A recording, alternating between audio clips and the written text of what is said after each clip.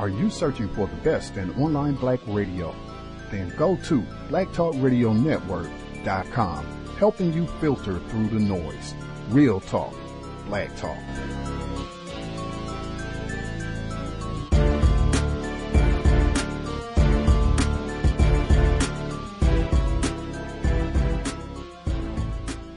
When Europeans terrorized and captured Africans in Africa, sailed them across the infamous Middle Passage, and landed us in the Americas to work for lashes instead of wages, in the words of Eric Williams, Europeans knew clearly that they could not afford to allow Africans to continue to be Africans. So what did they do? One, Europeans renamed us. We were no longer Africans, we were Negroes upon landing in the Americas. So Africans were captured in Africa as Africans, but when they were landed in the Americas, we were something different. We were Negroes. African people throughout the years have fought against this incorrect, misleading, and deeply damaging definition of ourselves. And some people fought, and Europeans said, well, you may not be Negroes, but you're colored. And some of us accepted that. Other people kept on fighting, said we're not merely colored. We know we're black, but that's only one aspect of us. Fact is, black doesn't even properly describe all of us. Some of us are yellow, some of us are high yellow, some of us are brown. Black is just a color. We're not running away from color, but that color doesn't tell everything about us. It doesn't appropriately articulate and represent our identity. We are Africans. And in recent historical times, this term African has become more accepted in many, many levels of Western society. Therefore, you hear about African Americans, you hear about African Jamaicans, and African this. What has happened is that African people have forced the issue and have begun to append the designation African to whichever national group they belong to. And this is what is meant when we find that Europeans define anything African as being inferior. You look at the terminologies they use. When it's something among the Europeans, it's a cultural icon. But among Africans, it's an idol or a relic. Among Europeans, it's a religion. Among Africans, it's a cult. Among Europeans, it's a nation. Among Africans, it's a tribe. Let me give you an example of the last one. We hear about the Welsh nation and the Irish nation. How many people are in the Welsh nation? 6 million? Let's say 6 million. Let's say even 10 million. And it's not 10 million. But we hear about the Yoruba tribe. How many people are in this Yoruba tribe? Some estimates say 26 million, some say 30 million, some say 30 plus million. The Yorubas had founded cities, had been creating high standards of art, had an established cosmology and cosmogony long before the Welsh even entered into history. So how is it one is a nation and the other one is a tribe merely?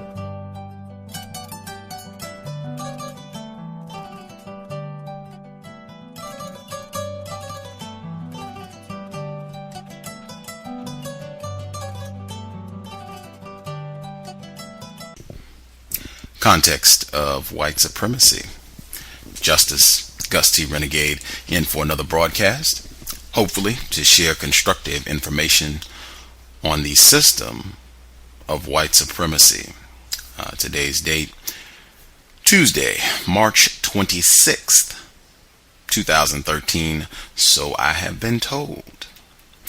We were a couple minutes off getting started. I normally like to restart my computer so I don't have any glitches or anything nutty happen during the broadcast, and I went to restart and I forgot there were updates on my computer that I had not installed, so that it took longer than I thought to go through the whole restarting process because it was adding all this stuff. But at any rate, we're all ready to roll.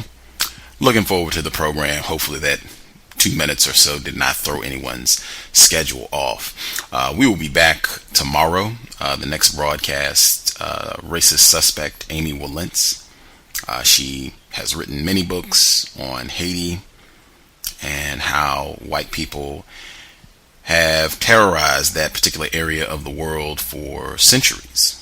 She's written articles, books, you name it, she's written it, and made a lot of money talking about how black people have been abused and terrorized by white people in the process. She has her latest book, Farewell Fred Voodoo, came out, literally just came out a couple weeks ago in January 2013. She's been making the rounds. I think she was even on Melissa Harris Perry back at the beginning part of January when white people were spending a lot of time talking about Haiti because this is the three-year anniversary from the big earthquake in 2010. But she'll be here tomorrow. We'll be looking forward to chatting it up about her book, which is trifling, if I had to use one word. We'll also have 2 programs on Friday, concluding the book club, Warriors Don't Cry, final session, Melba Patillo-Beal's autobiography, and we also should have the return of Sister Delisha and Seed Planner on to give their views on racism, white supremacy. Lots of info coming up. And Gus T Renegade, I'm taking a vacation to kick spring off, so we won't have our Saturday broadcast, but we will be back full effect next week, ready to roll as soon as I'm back. But I'm looking forward to having a couple days to enjoy the warm weather. It's supposed to be above 60 degrees for the first time this calendar year out here, so I'm looking to have fun and be constructive, recharge my batteries to get back on the counter-racist grind. We will get ready for today's broadcast. This was a recommendation from Cynical African, resident. He's in the area of the world known as Canada. He was on the broadcast as a guest earlier this year. He's been a very generous investor and really done a lot to promote our program as well as his own work in pointing out the sexual deviance of racist man, racist woman, racist child. In writing his suggestion to have Dr. Nehusi on the program, this is what he said. He said, the first time I heard about Dr. Nehusi, it was about 3 years ago when I watched the documentary 500 Years Later. You all heard a clip from that at the beginning. Then I saw him again on Motherland, which is the follow-up to 500 Years Later. I also read one of his articles on AfricanHolocaust.net. That's how I learned about him. I think he'll be a very constructive guest. He seems much less confused about white supremacy. I would concur. Both of those documentaries are on YouTube in their entirety. 500 Years Later, Dr. Frances Cress Welsing. She's been on that program more times than I can remember now, but she's also in that documentary film. The follow-up, Motherland, which came out in 2009, that's also available online. You can check that out. Lots of great information in both of those films, and you will see our guest, hear what he has to say in both of those films. Our guest, he is a historian, faculty member at the University of East London. He resides in the area of the world known as the United Kingdom, although he is not there currently. He happens to be visiting our side of the plantation here in the United States. Real pleasure to have him on the program. We are grateful he could share some of his time with us. Joining us live, Dr. Kimani Nehusi. Dr. Nehusi, are you with us? Yes, I am, Brother Gus. Thank you very much for having me on your program. Very good evening to you, and a very good evening, good night, good day, and good everything to all our listeners, wherever they are, and whatever time it is, where they are. Right on. Thank you so much for sharing a bit of your evening. I know when you're out traveling and what have you, you could be doing a lot of things with your time, particularly when you're visiting a new area of the world, and to carve out some space to talk with us. We, our listeners, myself, all of us, we're really grateful for you to be here with us. For folks who maybe have not seen 500 years later, or motherland, if this is their first time hearing from you, any background information about yourself that you think would be helpful for people to know about you before we get started? Well, yes, I'm an African who was born in Guyana in South America and the Caribbean. I attended school and university and Teachers College in Guyana and in the United Kingdom. I was a professional teacher. I've taught in Guyana and the United Kingdom at universities. I taught in schools in Guyana also. And I've done lectures in many parts of the world, Guyana, the Caribbean, United States, Canada, different parts of Europe, different parts of Africa.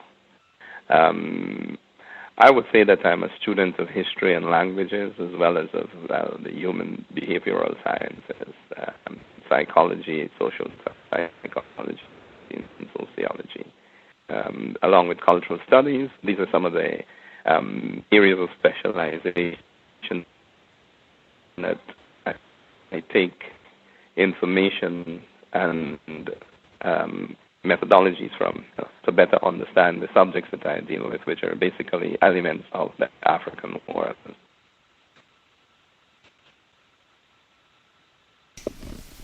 Right on, right on. For listeners, for folks, this might be their first time. Maybe they haven't seen you.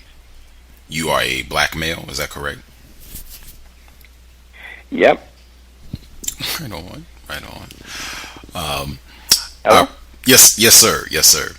Our program, The C.O.W.S, Context of White Supremacy, I have unfortunately concluded that we are in a global system of racism, white supremacy.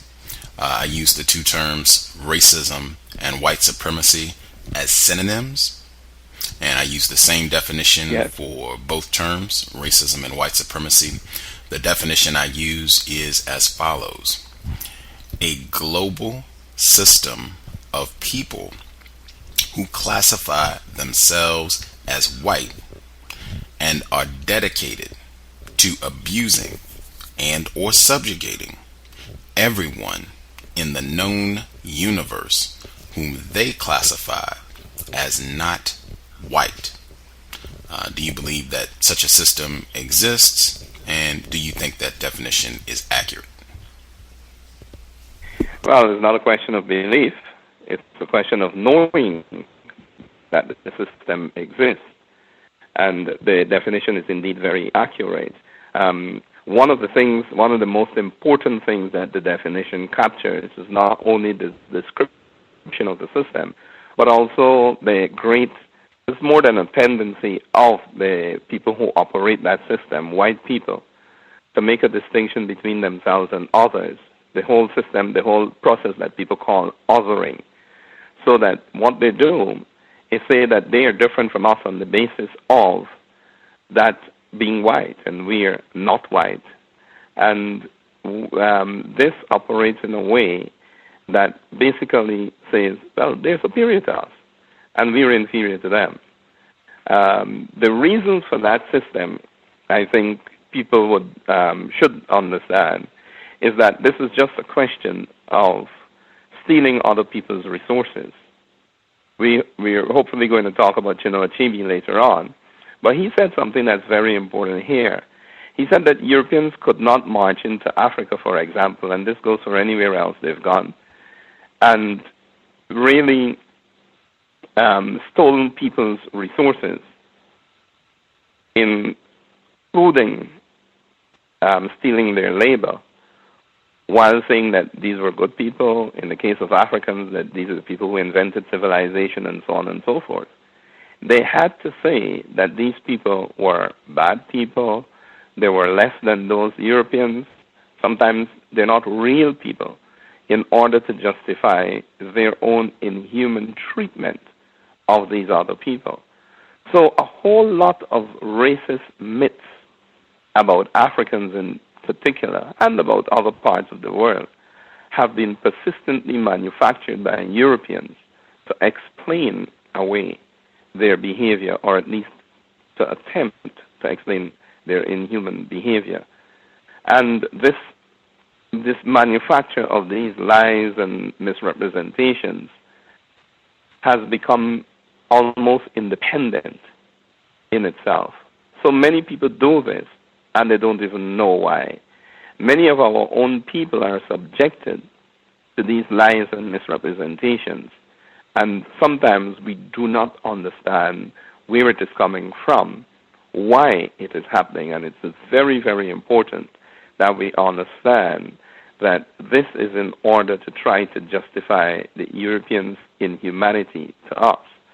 Now, quite apart from the fact that they started out doing this, we must understand, I believe, that in any area of human endeavor, this system of white, racist lies and misrepresentation occurs.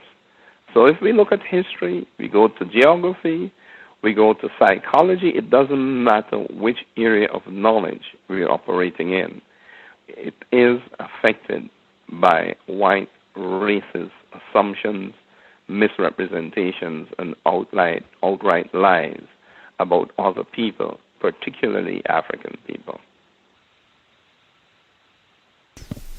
Absolutely. Absolutely. I could not agree more.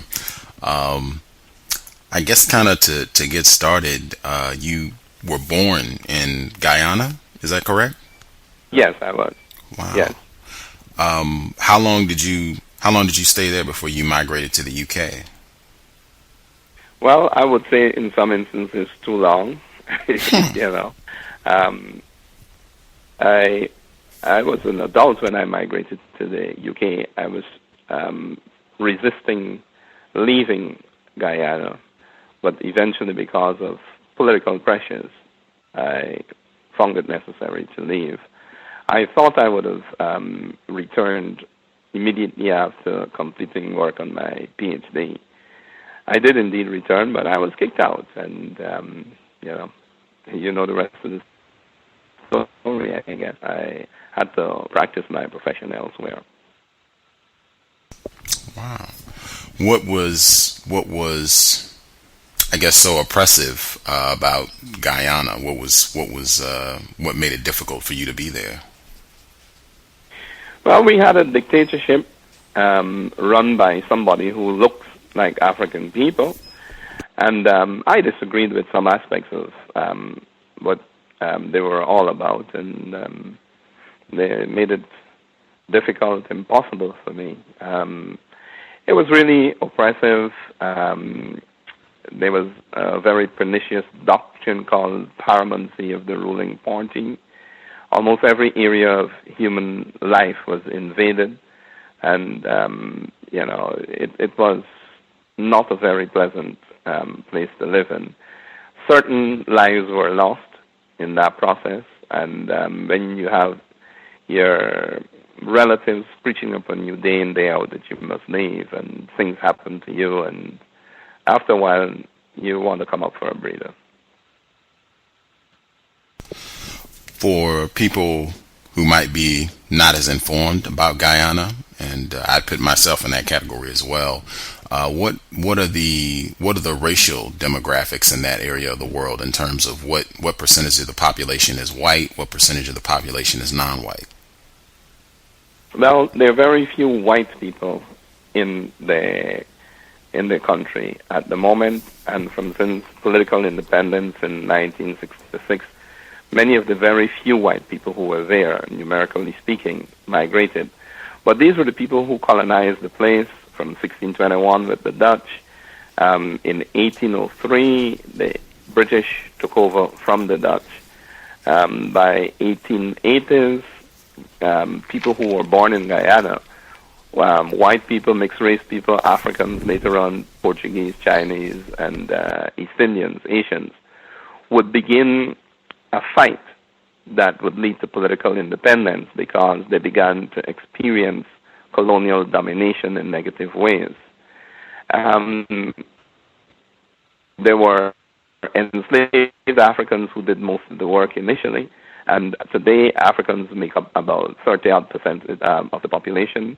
The Asians, we call them East Indians in Guyana, they make up around 4 to 5% of the population. At one time, it was higher than that, but there's been a tremendous migration.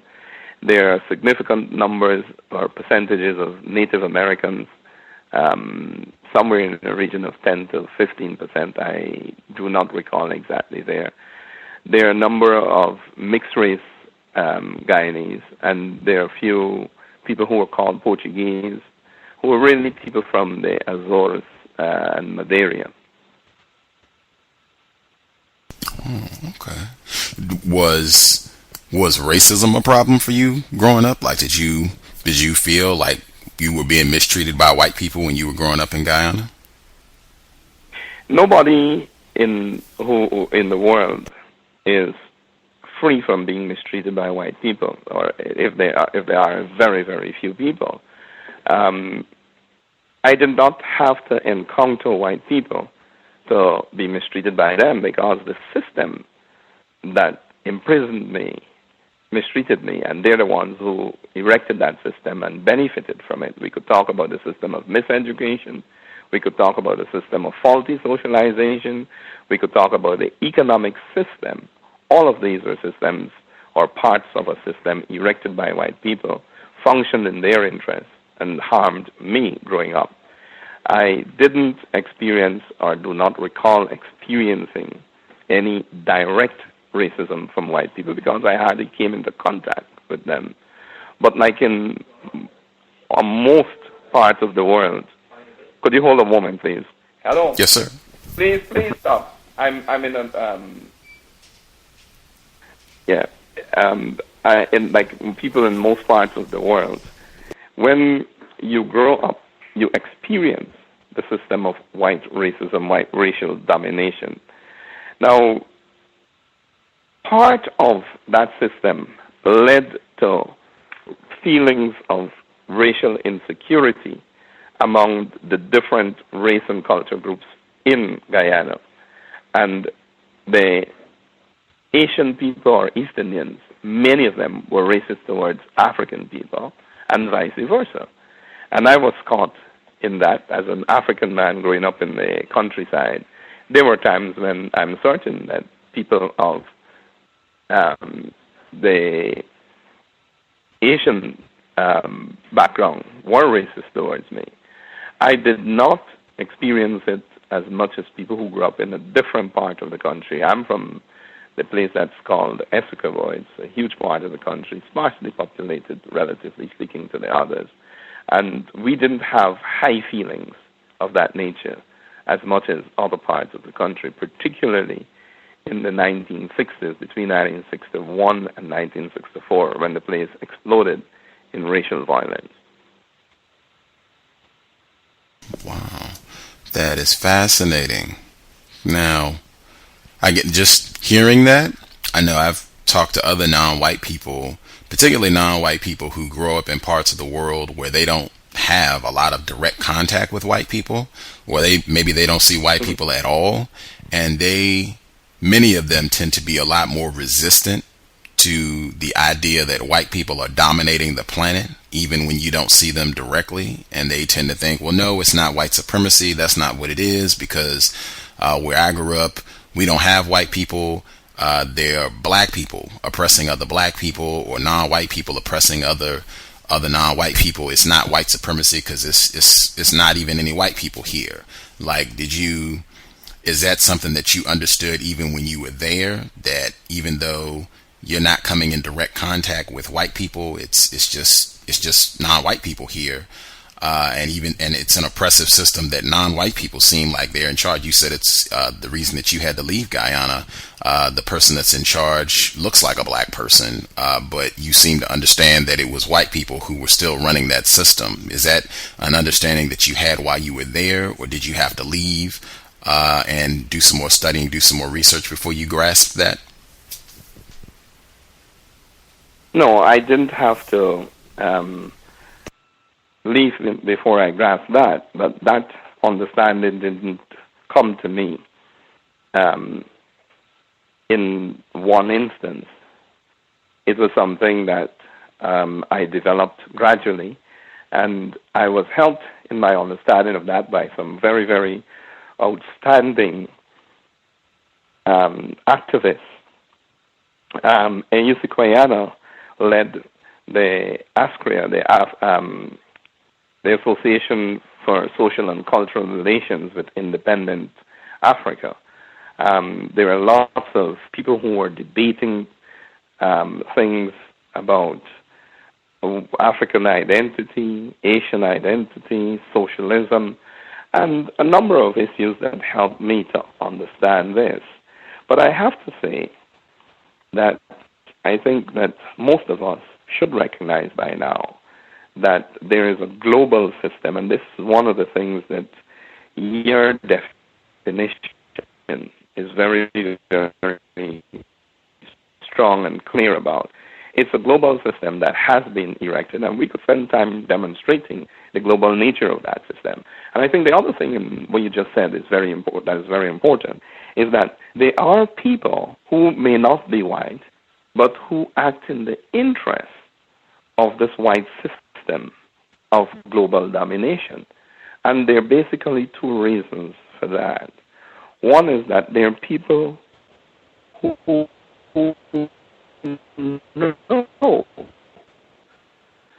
that they are not acting in the interest of their own people, of their own communities, but they are so selfish, they place what they consider to be their personal interest above all else, that they act in certain ways that are detrimental to their people, because the white system affords them some kind of gain. And it's important for us to know that that system, the people who run the system may be evil, but they're not stupid. And they know that many people could be bought. And they buy people by appointing them as junior managers in the system of international domination. And therefore, some people settle for that, some don't. Another reason for this, another reason why people who are not white buy into that system is because they're confused. They don't understand the system. They don't believe that there's a system of oppression or that it oppresses them in a certain way. And they believe that, yep, we are going somewhere by doing this job or doing that other job over there. But all they're doing is contributing to the system of oppression. Wow. Context of White Supremacy. Again, our guest, Dr. Kimani Nehusi. Excellent information. I don't want to get too bogged down. A lot of things I want to try to touch on before the program concludes. Were you in Guyana when the whole tragic episode with Jim Jones went down? Yes, I was there. Wow. What are your recollections of that incident? Well, one, that Jim Jones arrived in Guyana and was promoted as a charismatic preacher.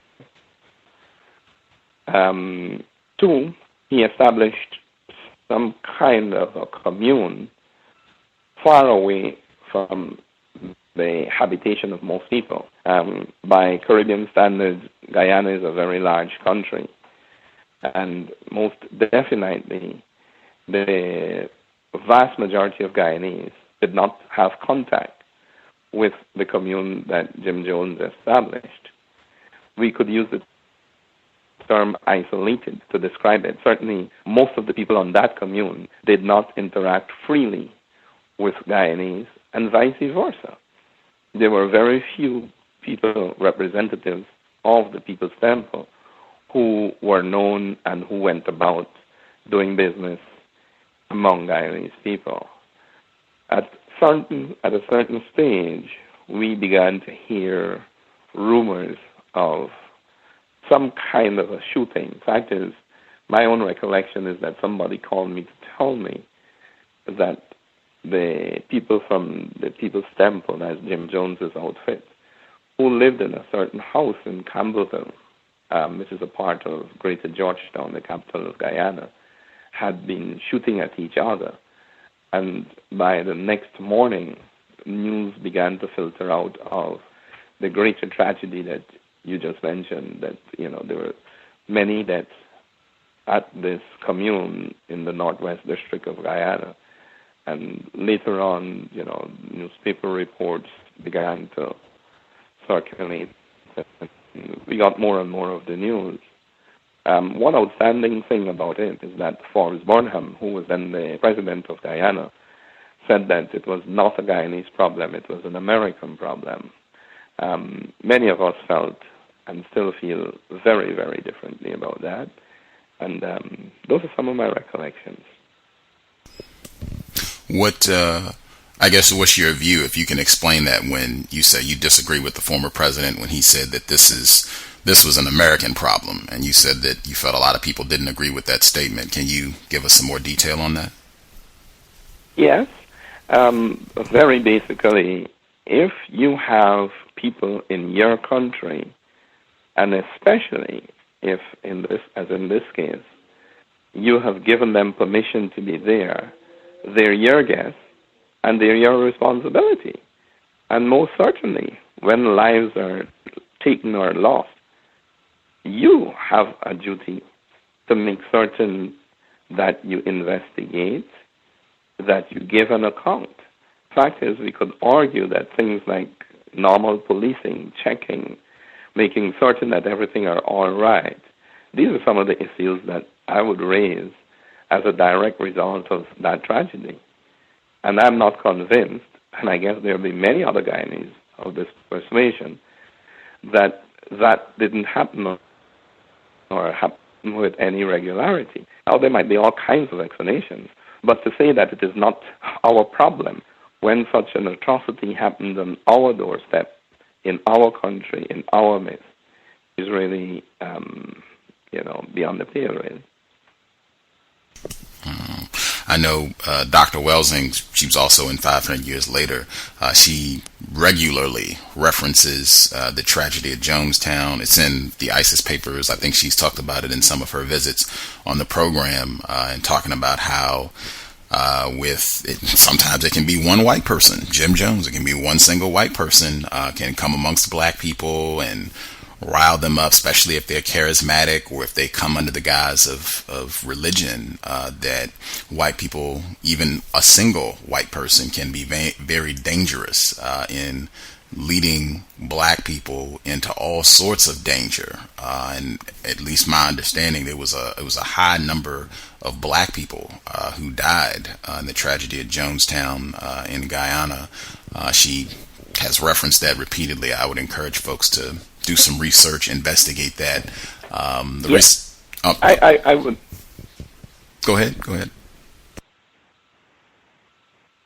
Okay, I'm in very strong agreement with that analysis, and we have to be asking questions like that. How is it that one white person or a very few white people could lead so many African people? And our analysis mustn't merely be informed by the question of color. It must be informed by the context that we began this discussion in, white supremacy. If white people have historically maltreated black people to the extent that they have maltreated us, how is it that they could lead us and lead us into tragedy? This is a very, very important question. And I would begin my answer to that question by pointing out that part of what we have been discussing all the time is the way in which white people have, say, captured the minds of black people, of African people in particular. How mental colonization, mental enslavement is still active among many of us, so that we do not see the world from our own points of view, and we don't even know what our interests are, and therefore we do not defend and advance those interests. Lurking in this analysis is a demonstration of what religion is among most of our people. Now, we know that a lot of what is called Christian religion originated among African people, especially the ancient Egyptians. But that's besides the point for this discussion in a certain way. The fact is that white people have taken those doctrines, applied them as they wish for their own purposes, and they have managed to use them for the social control of African people in what is called Christianity. Now, we've got to be very careful to ask the correct questions, and here's one that springs from an observation that should be shared by all of us. How is it that white people who have done the most ungodly acts towards African people could tell African people who God is, what good is? And it's the same for Arabs, who we mustn't forget have also enslaved African people and are still doing it on to this day. So the whole notion of Christianity among African people, I think, and of Islam among African people needs to be retaught. Now, I am not rushing to say that these are ipso facto bad things, but we've got to interrogate everything among us. And this is where, for example, the African origin of most of those doctrines become relevant. Because if the Christian church is full of goodness, why is it lying about this origin? Why is it persistently avoiding or hiding the fact that most of its doctrines come out of Africa? Why is it not openly talking about the wrongs it committed when some of its members, not all of them, but quite a lot of them, participated in the enslavement of African people? These are important issues for us as black people. And if we remain silent upon them, we will be in complicity with one of the most inhuman acts or processes in the history of this world. And we will also be in silent complicity in our own destruction.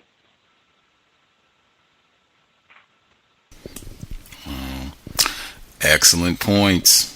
Outstanding points. Want to make sure I give out the number in case folks have questions they would like to ask Dr. Nehusi. The number 760-569-7676, and the code is 564-943#. Press star 6 if you have questions. The number one more time is 760-569-7676, and the code is 564-943#. Press star 6 if you have questions. See if we can kind of pick up folks as we go today. Do see one of our callers, I think our caller in Alabama, 6151. Did you have a question for Dr. Nehusi? Yes, all right. How both of y'all doing? Yeah, I think, man, what you said towards the end was like the truth on steroids, man. Like, how would we expect the Arabs and the Caucasians to give us religion when they enslaved us? No one will enslave a person and teach them about God at the same time. It don't make sense. If they knew so much about God, they wouldn't even enslave us. That was an excellent point you made, and I would like to ask a question. I like how you said those people who, kind of go along with the program. I forgot the words you said exactly, but basically you said they're like sympathizers. That's what I would call it. They're sympathizers with the party of people who are oppressing us. How would you go about and that's, I think a lot of people who speak on this show probably have the same problem. I know I do at times. How would you go about kind of like calling them out on conspiring or going along with the program? You know, and you want to call them out on that, but how would you do that without taking away the fact that they are probably brainwashed victims of the same program that is oppressing them? They are victims of the program, but they are also sympathizers of the program that's oppressing. Can you? I'm not really wording it too well, but do you understand what I'm saying? I understand you very well, my brother. Please continue. Please finish. Oh yeah. That's kind of all I'd like to ask. Yeah, like how would you kind of like, you want to like a code of Dr. Neely Fuller, which is a good code, is we can't call out certain powerful non-white people and say that they are, sympathizers with the white supremacist agenda, because we all do our own little part. But I think it is key and important that we call out people who, non-white people who actually have more power than the average Joe Schmo like me. I'm a truck driver. All right, I'm driving the truck. Ain't nothing much I can do, other than driving the truck to help white supremacy. Probably a little more small things. I can't do nothing like an Obama, a Colin Powell, something like that. I don't have the power they have. So in what way do we still remain sympathetic to the victims of white supremacy, but also, while we're being sympathetic to them, we also call them out about how they are kind of adding fuel to the fire on white supremacy, like with the killing of Gaddafi and, all that type of stuff. Okay. I must thank you very much for that question, my brother. It begins with the observation that we're powerless, most of us.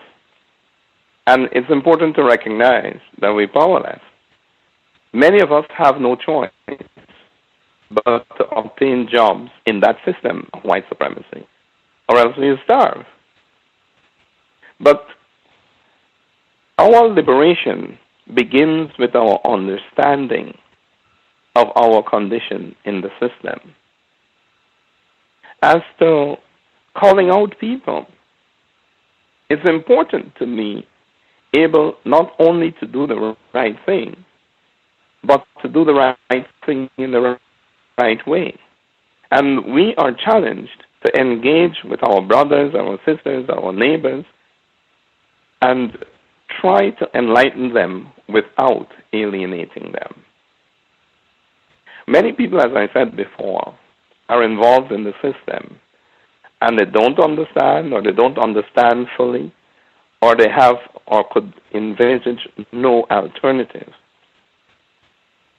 By now, it is obvious, or ought to be, that our way out is to create independent means of existence, ways in which we exist but are independent of the system. It is far, far easier to say this than to actually do it. But saying it and beginning to find ways of doing it is really the beginning of our liberation. And this is not something that is going to occur overnight. We have many lives, many lifetimes of struggle ahead of us.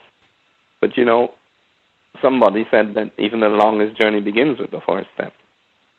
Some people have already made that first step. Discussing, understanding, and increasing our enlightenment about the system that oppresses us and about ourselves, our own history, our own culture, our own identity. These are extremely important ways forward. Could I ask you one more question, then I'm gonna mute my line for good. I would like to know, what do you think? How do you think if the United States of Africa would be formed? How would that kind of protect Africa's natural resources and probably help and also not just if the United States of Africa was formed, if they all went to a gold standard and for their money or whatever like that. And I want to know, how do you think that would help? And if I know there are some countries that are not in favor of the United States of Africa, so if not really the United States of Africa, do you see some United African Confederation, where everybody still has their own nationality, their nation still independent, but is a confederacy of different nations? How do you think that would help those who have their eyes on the prize of Africa's natural resources? Well, it will most definitely be a very, very big step towards ending the reoccupation and the exploitation and destruction of Africa if African people come together. Now, the basis of that coming together is something to be debated. But I think that if we look in our history, we're going to find answers to that. The first civilization in this world, Kemet, ancient Egypt, was based upon a confederation of states, 42 at some stages, 44 at others. And that was a model in which each person, each state, retained its own identity, but yet contributed to something that was greater than itself, and an identity, in fact, that was greater than itself. And people did this with ease. And I think that that model could work, where different groups of African people who have differences could come together on the basis of the powerful similarities that far outweigh the differences and variations among us. And one of the things about the system of global domination that we suffer from is the way in which we've been miseducated about ourselves. African history and culture has far more continuities and similarities than differences. And this is something we must learn about ourselves wherever we are. And once we begin to do that, no tide could stop us coming together. If we look around the world, the powerful states that dominate the world are all confederations.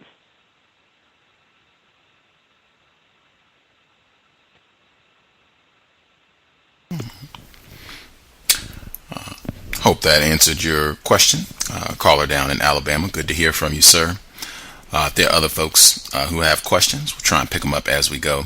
The number again, 760-569-7676. And the code is 564943#. Press star 6 if you have questions you would like to ask Dr. Kimani Nehusi. Just piggybacking on the previous caller's question, President Obama, I think many non-white people, I've heard many non-white people have thoughts, views on him. I know there are many black people around the world who are not pleased with what he has done in the White House over the past 5 years that he's been in that position. They feel that he hasn't done enough to help black people. They feel that he's operated, I think the term you used earlier, as a junior manager to some extent in helping white people to continue to dominate this area of the world and the entire globe. Many people have fussed at him, have called him all kinds of names and what have you, and said that he's really not doing anything for the betterment of black people.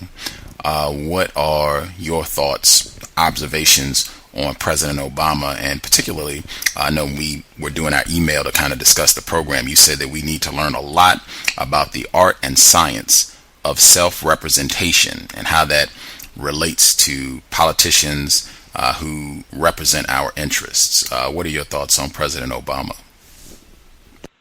Well, like most of the black people around the world, I'm disappointed.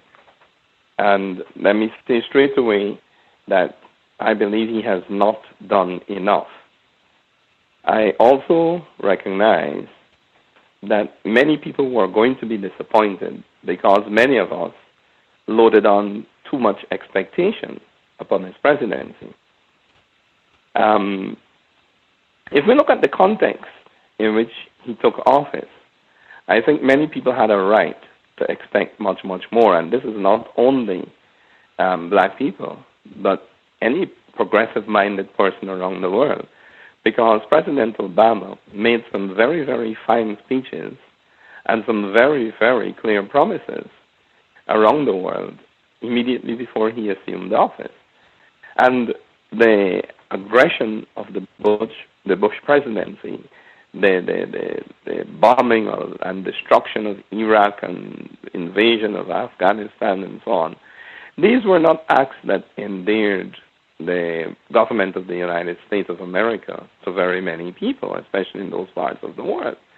And people were looking for a different way of America representing its interests around the world. It didn't happen. So I think that that's one major global disappointment with President Obama. But as black people or African people, I think it's important that we ourselves have a kind of reckoning here.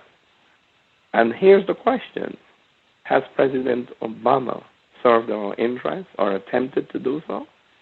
I think when we ask this question, the answer we get is not very, very comforting at all.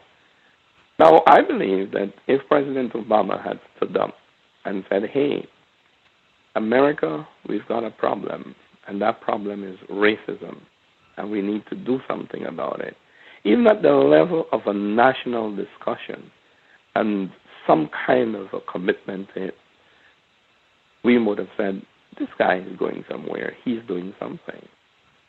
And when I say that as a people, we need to be very clear about what our interests are and how we represent our interests with politicians and make them represent our interests, this is one of the things I'm talking about.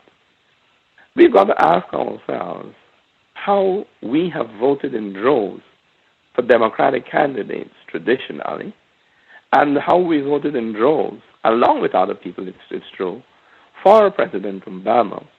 And we can't appear to say to him, hey, you've got to act in our interest. How could we, in other words, make him, compel him to act in our interest? What is it that we could do as a group of people to compel politicians who represent us or claim to do so to act in our interest? One of the first things we've got to do is recognize what those interests are. And I am going to put forward the proposition that we cannot know what our real interests are unless we know who we really are. It's as simple as that. And if we remain confused about our identity, we're going to remain confused about how we fit in to this nation and therefore what our interests are. And if we don't know what our interests are, we wouldn't be able to advance those interests and defend them. And I think that to a great extent, this is part of our problem. So I would say that President Obama has not lived up to the expectations of very many people. Now, that's a bland, a bald description. We must, I believe, in order to understand that statement, recognize that he doesn't have a magic wand. There are lots of challenges that he faces in implementing anything that he wants to do. And there are lots of challenges that he will face in implementing certain things if he wanted to do them. But that should not, in my estimation, should not have prevented him from trying to do what is right. So in a brief way, that's my response. I said in the description, I'm eager to talk to black people who reside outside the states to hear their views on President Obama, to see, what that perspective looks like from far, far away. Are you privy to the many incidents? It's more than I could even list in an hour. The many incidents of just blatant public disrespect, what I would call these are just public acts of racism with regards to the way that white people treat President Obama. There was a white woman, she's the governor in Arizona, where she was sticking her finger in his face, and they got this photographed and on camera. They had Governor Wilson, he yelled out, he was giving his State of the Union address, not the most recent one, but earlier, a few years ago, he was giving his State of the Union address, and Joe Wilson, he yelled out and called him a liar. This was nationally televised event. There was an enforcement officer, this is just in the last 2 weeks, he was sheriff up in New England, where he made a joke publicly, made this joke, saying that basically inferring that the president should be assassinated. You had a whole room of white people laughing about this. There was another police officer. He was overheard saying that he called First Lady Michelle Obama, called her a bitch, and said that he would take his gun and shoot her in the head. It's more of these incidents that I can even name. This is the sort of stuff that's just happening every day. Have you been privy to some of these episodes of where white people have just been very racist, very, very trifling in the way that they talk about President Obama, First Lady Michelle Obama, many of these public incidents? Yes, I have. I'm very much aware of quite a lot of them. And my reaction to that is, the same system that we talk about that oppresses us also makes certain that white people behave in the way in which they do. They grow up like we grew up, being socialized, miseducated into certain ways of thinking and being. And unless our people, especially people in authority, like the president, calls time on these things, they're not going to go away. Now, I won't argue that you could change the mindset of a group of people, a large group of people overnight. But I'm going to certainly say that you must do all you can to ensure that these instances are not only detected and dealt with, but that there must be some kind of a public education about them. And I really do mean education, real education. Part of the problem that is faced by anybody who wants to change the system is the fact that it has become so institutionalized that it reproduces itself all the time. And unless there is determined intervention, it will keep on reproducing itself. Now, what we're talking about are values which determine attitudes, which in turn determine behavior patterns. And if you implant racist values into people, they're going to act to suit.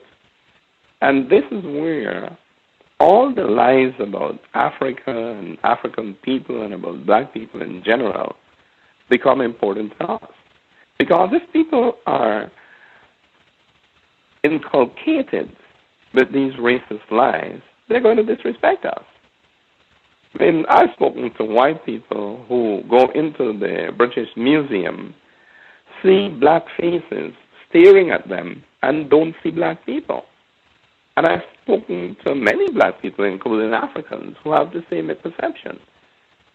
And this is because they're being so inculcated with the lie that the ancient Egyptians were somehow not Africans, that even when they see them, they can't recognize them as Africans.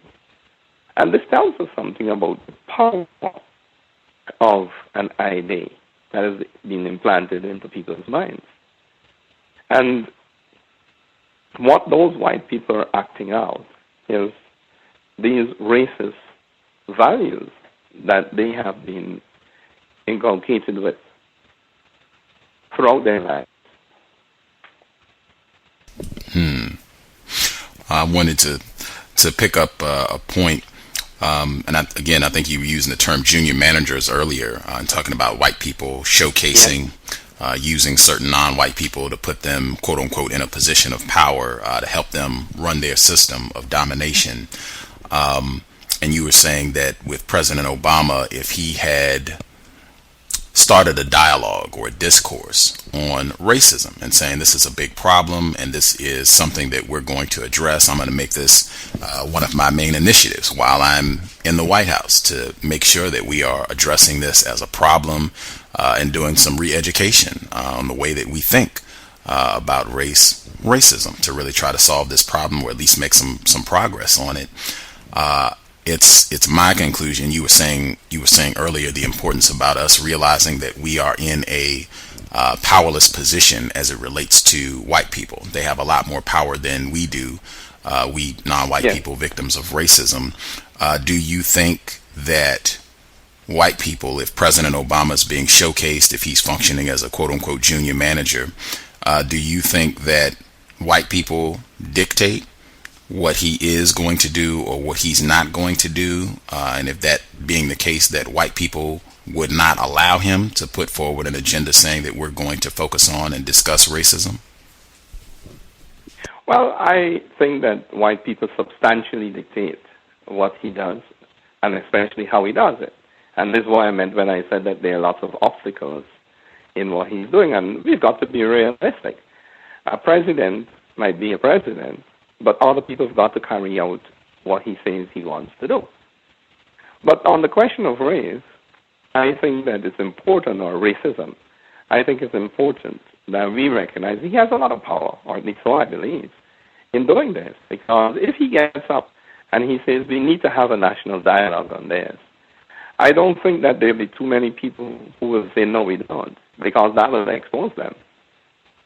You know, and this is only one example of some of the things I think he might have done, mind you. But I think it's one of the most important ones. And I don't believe that there will be too many prominent white people who are going to be opposed to something like that, because it's obviously a necessity and an urgent one. You know, we've had many African Americans or black people going to fight for this country. It started in segregated armies, for example, in what is called the First World War, and even in the so-called Second World War. Armies were segregating. People were fighting, being maimed, being mentally crippled, dying to defend the freedom in other parts of the world, or so they were told, and didn't have any freedom here. People went abroad and risked their lives and came back here to Jim Crow. Now, to me, that's a very powerful contradiction that needs to be erased. We may not have a formal Jim Crow operating now, but we cannot escape the fact that American society remains substantially racist. And it is our duty to continue the fight of Malcolm and Martin and so many others. The list is long and glorious fighters. We have no choice. And we have to find ways of doing this. And each one of us must recognize that wherever we work, whatever our occupation, that's an occasion for doing anti-racism, for advancing the human rights of black people and African people in this place. It's a very, very distinctive and distinguished addition we could make to America.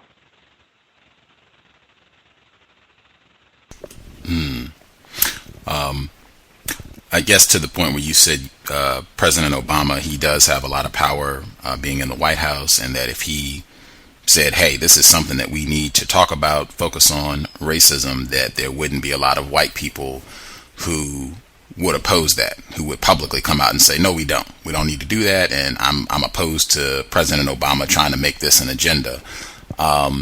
Just based on what happened with Dr. Henry Louis Gates, this was back in 2009. I think he had only been in office maybe 8 months or so.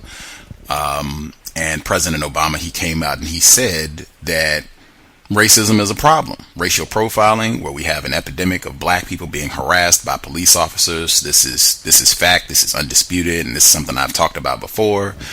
He said that this white officer who arrested this black professor at Harvard, arrested him at his own house, that he acted stupidly. White people formed like Voltron and attacked him within 24 hours and said, I can't believe you said this. And I mean, it was vicious, and it was bipartisan. White people who've been arguing, saying that they're so-called Democrat, white people who've been saying they're so-called Republican, they found common ground in attacking President Obama in this instant, where he did come out and address racism. And just based on what I've seen, I think white people would come out in mass and oppose any effort on the part of President Obama to talk about racism. I think it would be unbelievable, just based on what I've seen and the way that they've conducted themselves over the last 4 years. A black person in one of these positions, even Eric Holder, he came out and said, he's Attorney General, he came out and said at the beginning of the quote-unquote Obama administration, he said, are we a nation of cowards? He said exactly what you said needs to be done. We need to have serious conversation where we're talking about racism. And he has been vilified. He's the first Attorney General to be. He was charged. This was last summer. He was charged last year. They were saying not with a crime, but they held him in contempt. This is the first time that this has ever happened to an Attorney General, where they held him in contempt and said that he didn't give them information or what have you. He's just been vilified the entire time that he's been in office. There was even talk of him leaving early because of the way that he's been mistreated. And I just can't see white people allowing that sort of conversation. I feel like the non-white people that they put in these positions, quote unquote junior managers, the non-white people that are showcased, these people are held under a microscope. They're watched. And if they deviate from the racist script that has been laid out for them, I feel like there are dire consequences, even up to you can be killed, you can be jailed, you can be fired. Lots of bad things can happen to you and your family, people that you care about. I could be talking crazy. Is what I'm saying, does that make sense at all? Oh, yeah, I mean, I know that deal. And, we could add a million details to what you were saying. But, when Martin came out and Malcolm came out, there were many white people. The whole white world was against these guys, And when I say we have to try to do the right things in the right way, what I mean is that we've got to make judgments sometimes. Now, I wouldn't advise President Obama or anybody to commit political suicide, because we have to take cognizance of the context in which we are functioning. But at the same time, if we think hard enough, we're going to find ways of doing what we're supposed to do. And there's at a certain time when we have to recognize that our cause must go forward. Now, it seems to me as though President Obama doesn't have to fear too much at the moment. He doesn't face a re-election. This is his last term. So what is he going to do? It seems to me as though that whole question of white backlash is one that is far more, shall we say, manageable in this context. You know, I mean, we're in a war, and we have to understand that we didn't choose it. But to do nothing when we could use our power or office to achieve something is what we're debating here. And I think that it's important for him to send those signals, to take advantage of his situation and do something on behalf of his own people. And that's what partly politics is about. But the other part of it is that the black people of this country should make him do something about it. And it's more different. How would black people in this area of the world, how would they go about making President Obama do something? The obvious question, and we make people do things like we've made anybody, any other president, do things. I mean, President Kennedy and President Johnson had to move in the direction of civil rights because things were happening around this country all the time. People were saying, hey, we're done with this. And this wasn't only so-called black people. There are lots of white people who recognize that things are wrong, you know. And people said, this is it. We've got to change. And they made the president change. They made things change. They made the president change things. So for me, progress happens mostly when large numbers of people demand it. It's not only an office bearer, a powerful person saying this must happen. That person should be called to order by a large number of people.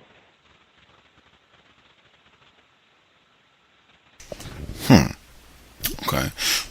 Since you referenced John F. Kennedy, Lyndon Johnson in the 60s during the so-called civil rights movement, that would be one thing. I know 909 said that yesterday to all of the black people who complain about President Obama and name call him and say that he's not doing anything in terms of what could white people do to him, that he just throws those three letters at folks, John or JFK, in terms of what could white people do if they decide they're not pleased with what the person in the White House is doing.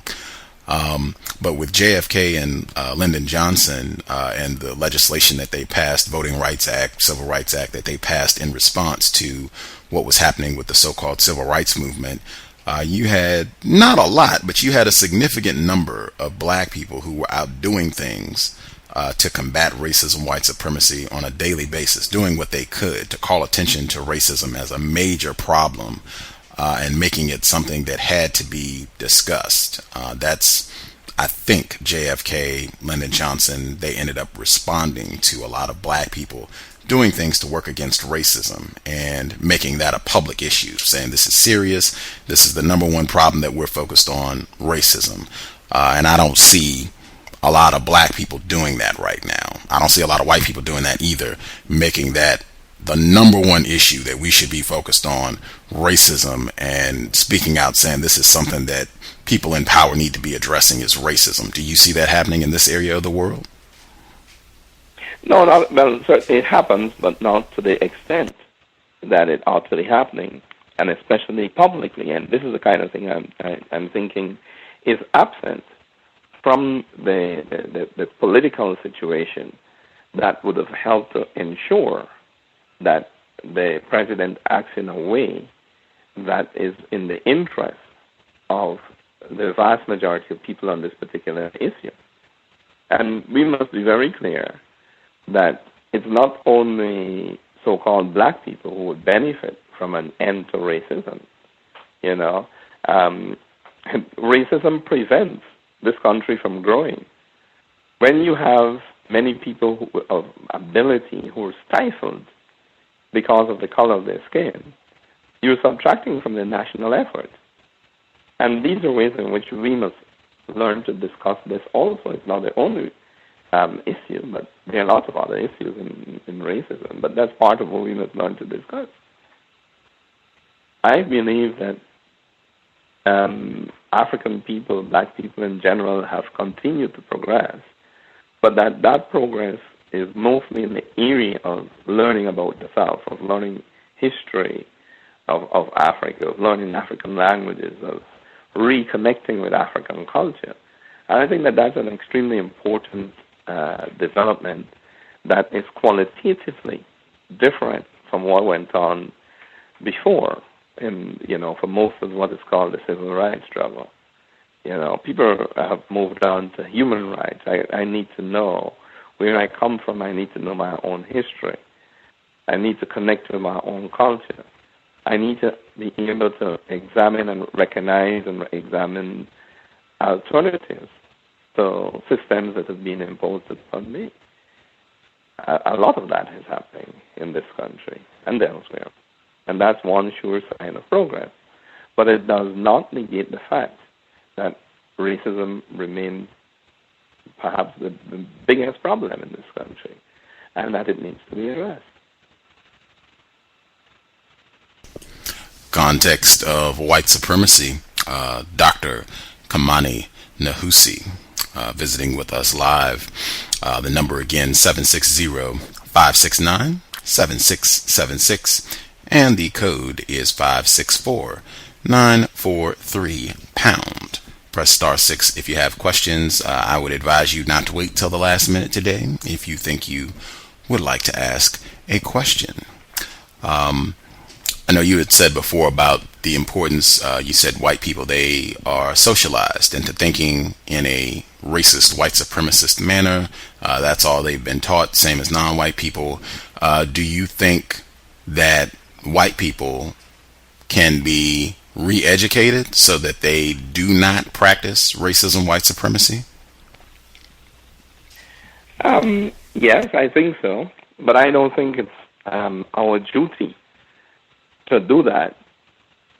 I'm a little bit uncertain about that. But, it's a question of where do you spend your scant resources? Do you educate yourself, or do you educate somebody who is your enemy at this moment?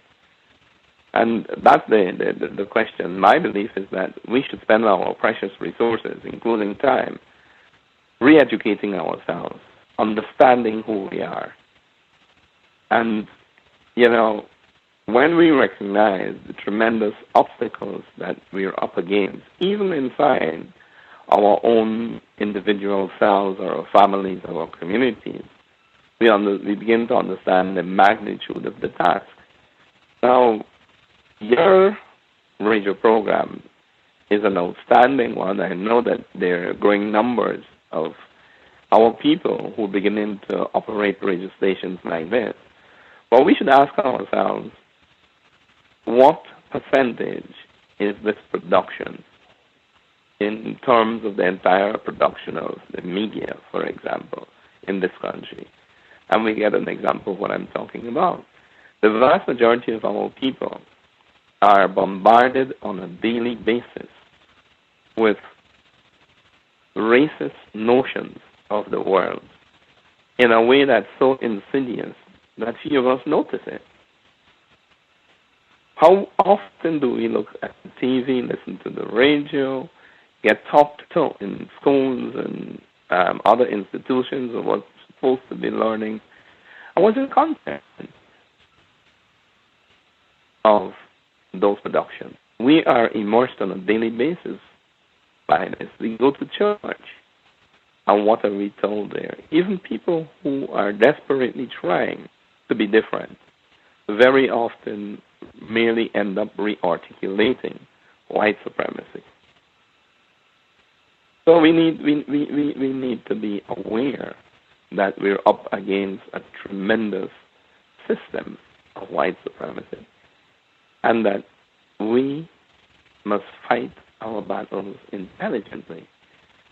So believing that white people could be re-educated is one thing, but choosing to do that is quite a different thing.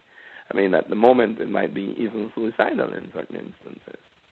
That's why I said that we're in a war and that we are in it for the long haul. And we've got to liberate our own man's force, in my estimation. Certainly at this point in time, we should be concentrating on our own selves, our own families and communities in terms of that re-education effort.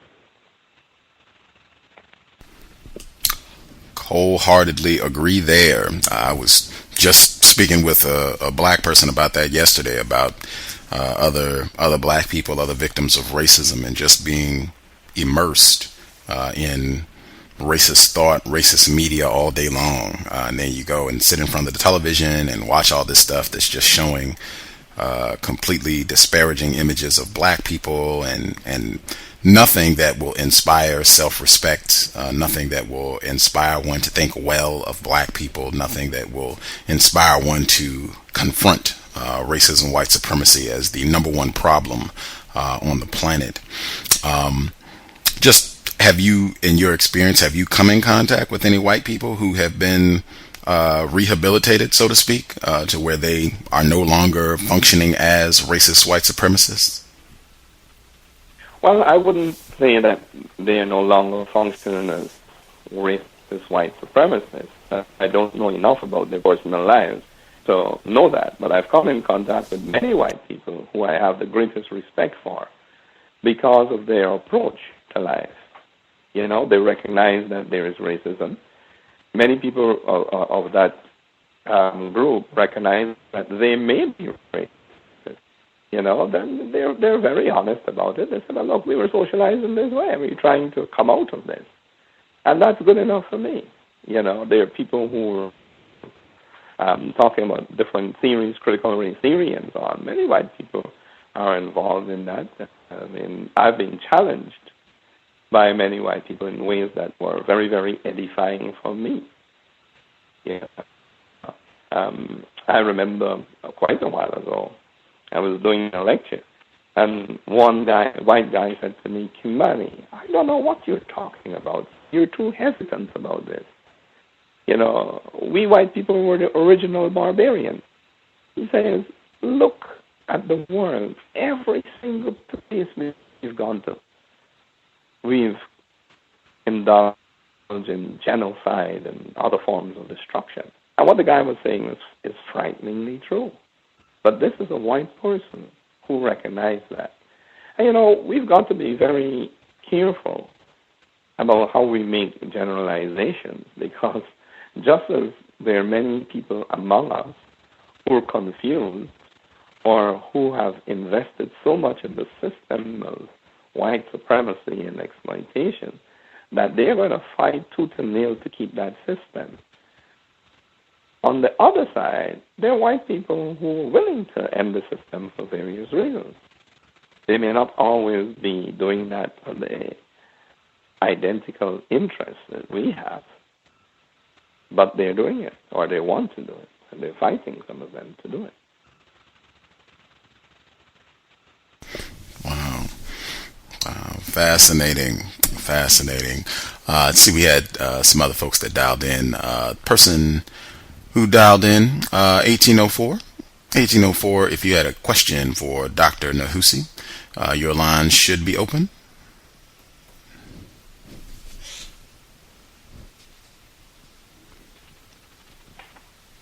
Are you with us? Do you have a question, or are you just listening in?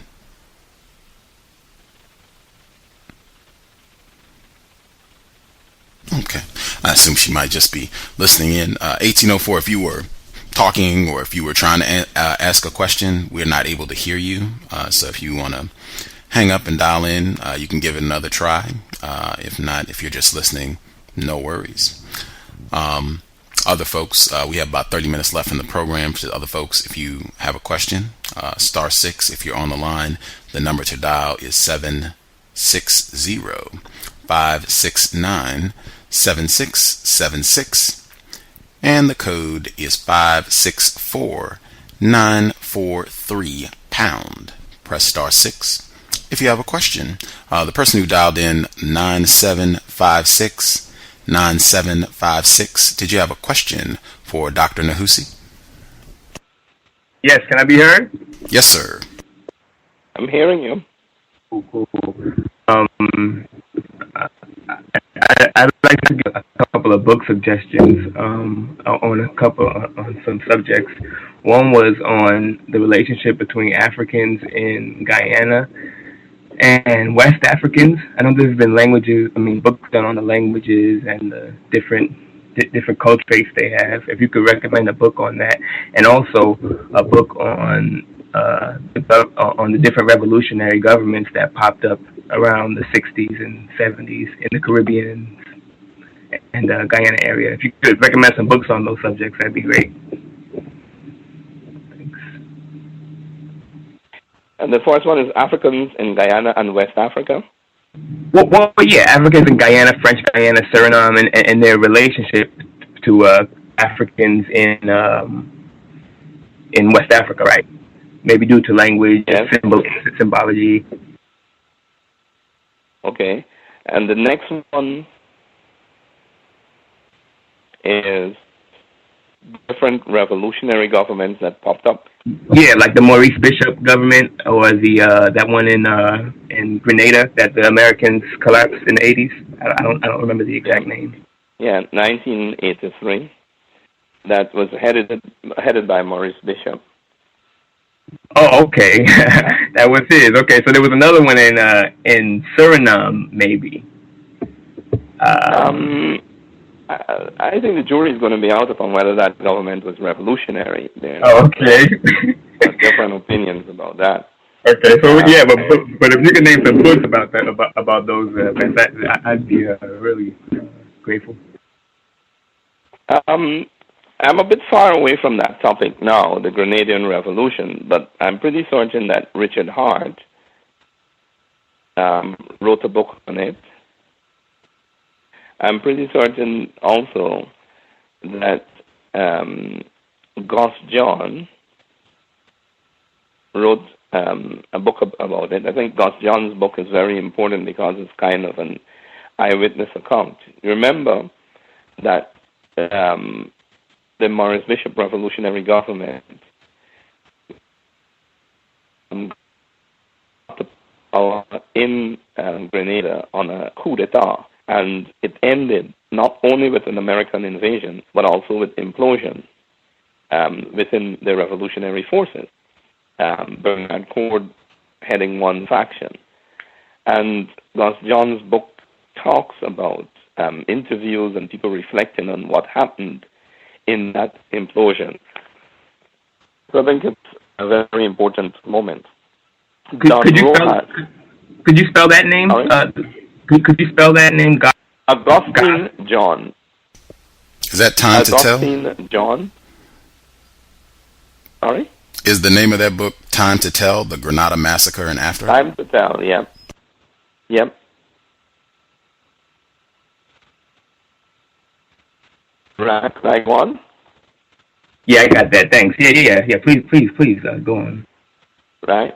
Don Rojas also wrote a book on the Grenadian Revolution. And I think that there are quite a few others. I wouldn't remember them all at the moment. But, you know, there's some good ones there. In terms of Africans in Guyana, or in the Guyanas, and the relationship to West Africa, I don't remember a particular book, but there are quite a number of articles in different publications that deal with aspects of that. In terms of African languages, you're going to find, well, that's part of the relationship to Africans in the Guyanas. Now, one of the more fascinating books I found was done by two brothers from the United States who traveled to Suriname. They're called Counter and Evans. And I do not remember the title of the book immediately, but they actually went to Suriname on a mission. I think somebody told me it was a DVD was made out of it. But they went to Suriname and they visited among the Maroon communities there, and they really did have some very, very revealing experiences. Now, in some of the texts that deal with Maroon communities, you're going to find exact references to those people, those connections that you're talking about, language, sometimes history, and so on. Many of them are pretty old texts. Herskovitz and Herskovitz, they did a text on it. There are quite a few of the texts that would also mention people, African people in other parts of the area of the Caribbean, and that kind of relationship to Africa. But we have to say that many of the researchers were not necessarily graduated towards looking at the linkages which I suspect you were trying to obtain. Right. I'm about to publish a text on libation in which I look at the practice of libation, not only at the earliest detectable time, and again, ancient Egypt, Kemet is the earliest history or details that we have about ourselves as African people in most cases. But it begins from just before Kemet, and it comes all the way through. And some of these things, some of these linkages are there.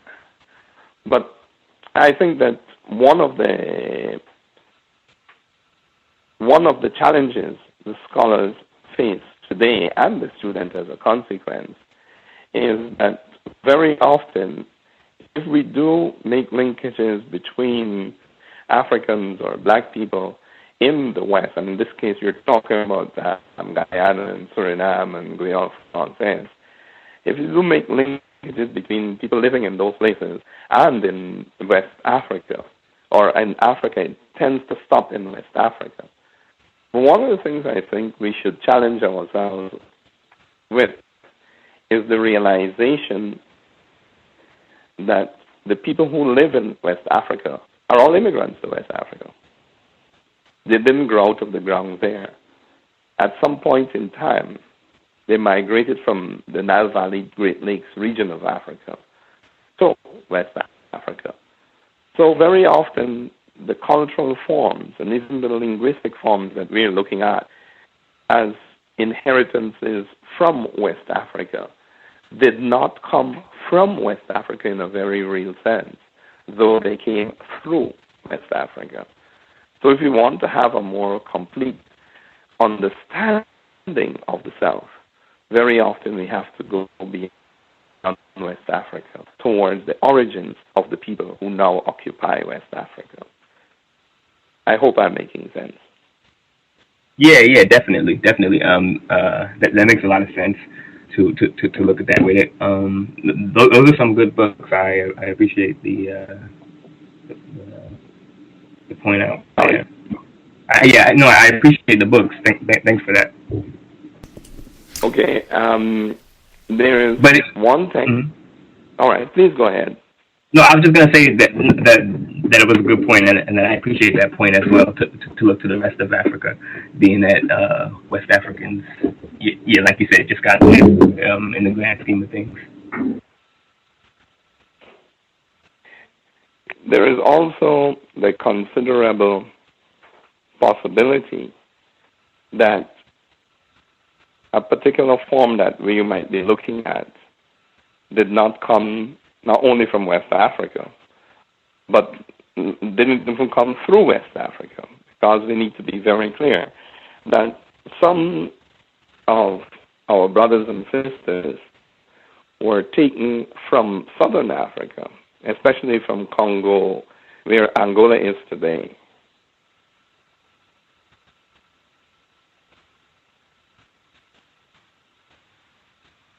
You with me? Yeah, would those Africans have been taken to Guyana? I thought those were more maybe Brazil and I guess just Sorry, Brazil. you distorted there, brother. I didn't understand very much what you said. Am I still distorted right now? No, you're okay now. I said, would those Africans have been brought to Guyana and the Caribbean? I've read that a lot of them went to Brazil and maybe Central South America. Am I wrong on that? No, you're not wrong, but it doesn't mean that none of them went to Guyana.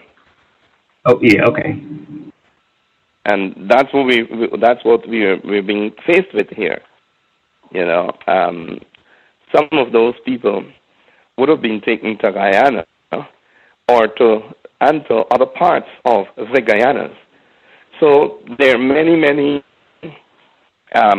linguistic elements that survive in Guyana that are really from Congo or Key Congo. And that's one of the ways in which we know that people were taken there. You know? Yeah. There's a book by an author, Theophile Obenga, who links between Congo languages and ancient Kemetic, and Dr. Diop did another one on Senegal, on Wolof, and linking that to Kemet. Do you know of any other linguists that study language from that perspective? Because I've seen that a lot of Western linguists don't link up African languages.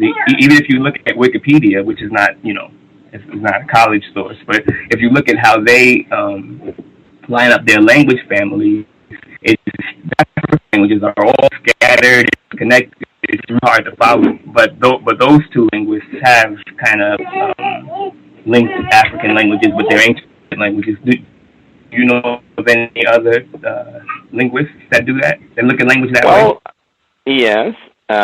There's a brother called Lam who operates out of, I think it's Senegal, who's done that. He writes in French. Are you familiar? You read in French, my brother? No, but I'm working on it. Maybe eventually. I appreciate that individual, though. Right. There's another brother called Anselen, Anselen, I think it is, but he is from Guyana, Française, French Guyana. He's done a tremendous amount of work on that. Could you spell that name one more time slowly? Let me just check one thing. Let me check it out for you. Okay, that'd be great. Yep.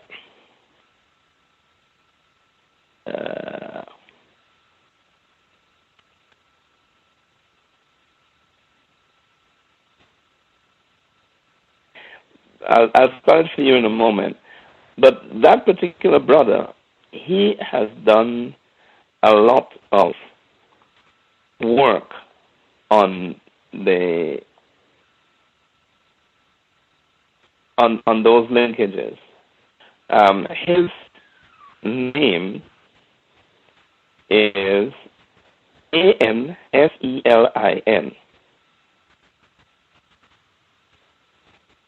You got that? Yeah, I got the Ainslin. Like Anselin. That's his family name, and his first name is Alain.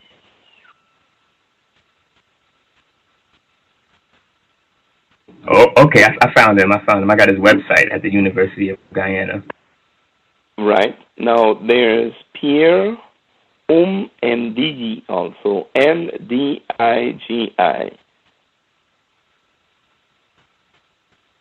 Okay, I got that, Ndigi. Yep. And Your humble servant has written a few things on that also. Is his name Pierre? And could you say that again? Sorry. Yes, it is Pierre. Oh, okay. Pierre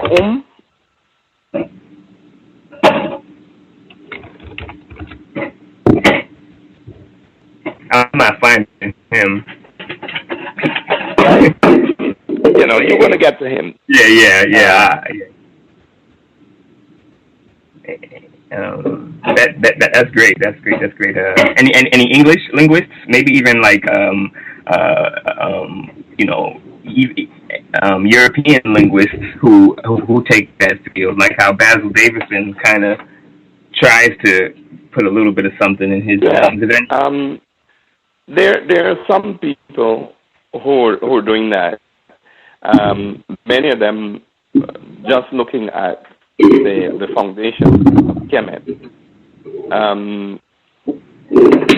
I've looked at some of that also. If you look in a text edited by Crawford, you're going to see a long essay that I did. It's called something like From Middle Nature to Ebonics.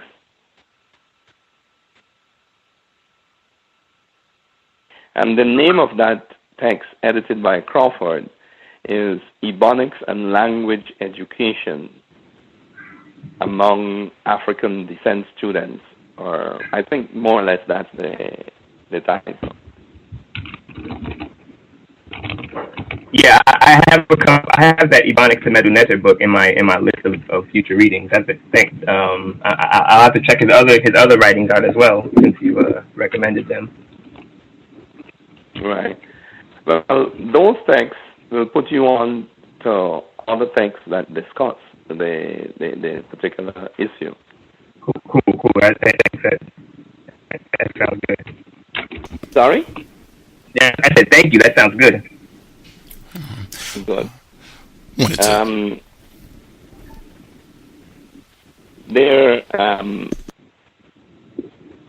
said you don't read in English at the moment. There are a number of other texts that may interest you. I'm pretty certain that you're familiar with the work of Karenga. Yeah. Maulana Karenga. Mm-hmm. So I need not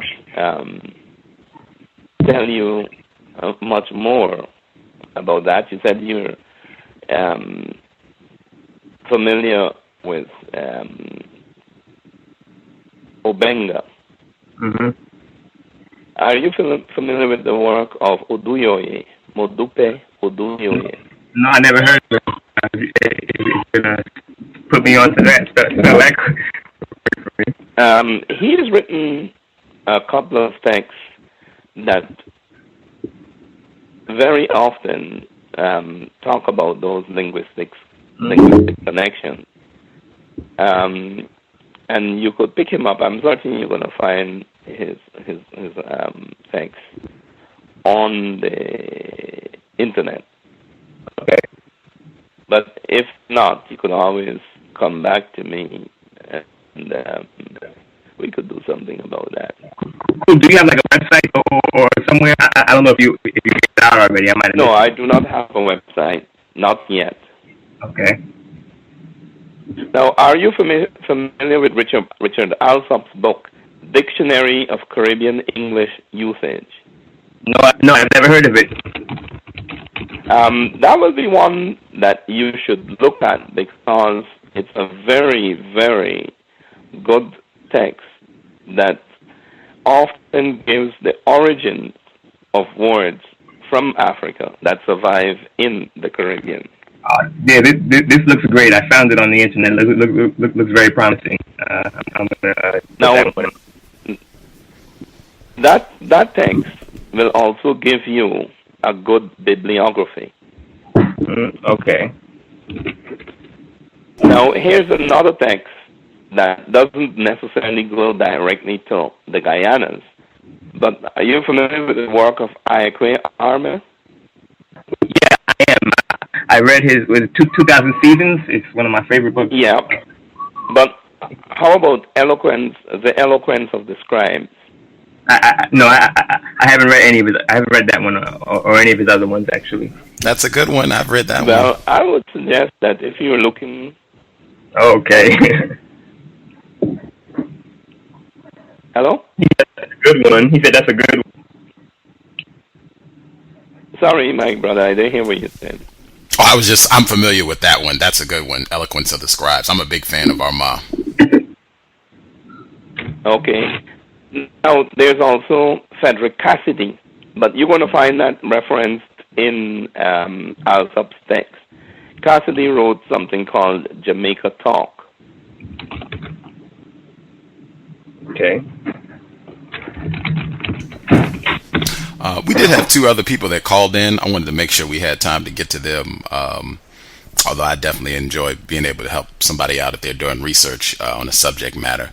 Is it okay if we make sure we get our two other callers? Yeah, please. Thank you. Thanks for the time, though. Oh, for sure. Okay. Sure. I'm glad to have been of some help. Caller at 6631. 6631. Did you have a question for Dr. Nehusi?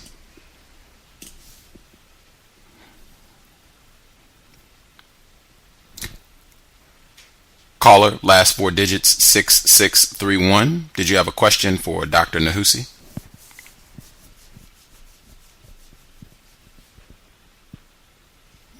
Not hearing anything. Not sure. I think this is our caller down in Louisiana. If you muted your line, you might want to unmute. If you are speaking, we're not able to hear you. Caller, last four digits, 6631. Okay, I'm going to move on to the next caller. If you want to hang up and dial back in to see if it's maybe a problem with your line, just hang up, dial back in, and I'll get your line. Person that called in at 9325. Did you have a question? Yes, I do. Greetings, Gus. Greetings, Dr. Nehusi.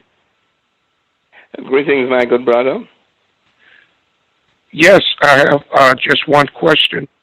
I noticed, I heard earlier, you mentioned how Christianity had influenced Africans in a negative fashion. And I was wondering if you could help me, because I have a dilemma, knowing how Christianity was used to manipulate our minds, but yet and still we have a desire for spirituality and to have a connection with God, because the early civilization in Kermit, had a connection with God. How can we seek that connection, that spirituality with God, and avoid the negative influences of these modern religions? I must thank you for that question, my good brother. It's a beautiful question. And I believe that the way forward is represented not only in what you said, but in some of how you said it. Because you're making a distinction between Christianity and spirituality. And that's very important. Spirituality is a lived association with God. Spirituality is not the practice that says that we must go to a particular place on one day in the week or part of one day in the week, whether it's Saturday or Sunday, in order to find God. Spirituality says that God is in us and around us all the time, and that we must strive to be like God all the time. Now, how could we free ourselves from the dilemma that we want to find spirituality, we want to find God, and we keep going into Christianity? The first thing is to recognize the historical role of Christianity in our destruction, in the most ungodly thing. So we've got to understand that Christianity itself may not necessarily be evil, but that lots of evil people have abused Christianity. We also need to recognize that Christianity is substantially, if not only at the moment, other people's view of God. They might have taken quite a lot of the doctrine from us, but Christianity, the doctrines of Christianity, they don't belong to us. So we've got to look for our spiritual fulfillment elsewhere. First, we've got to recognize that it's a hideous contradiction to try to find spirituality in religion. The two are different. And they're culturally determined as far as I could see, or maybe substantially culturally determined. African people don't practice religion in our, shall I say, regular state. We practice religion only when other people have imposed their own views upon us. We practice spirituality. Anytime, for example, we have the urge to pour libation, we pour libation. You know, we don't have to go to a particular building on Sunday or on Saturday in order to find God. Now, it's obvious that we may wish to have an organized practice of our spirituality.